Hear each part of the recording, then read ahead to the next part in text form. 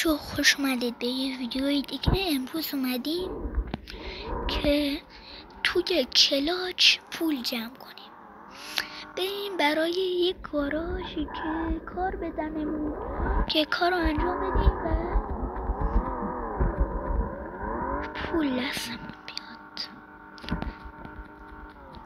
یه گاراژی همینجا بود،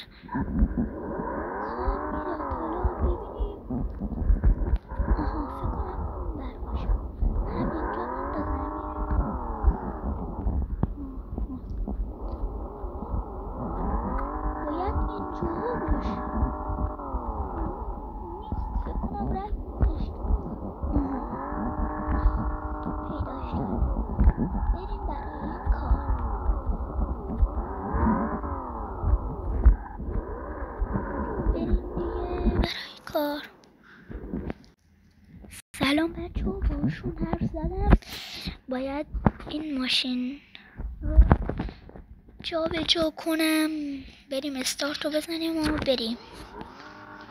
فقط آروم باید بریم که اگر خسارت دید پولمون رو نمیدن. بریم براش.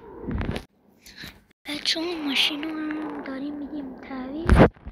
این از این 292 فقط تومن پول دادمون، خیلی کمه.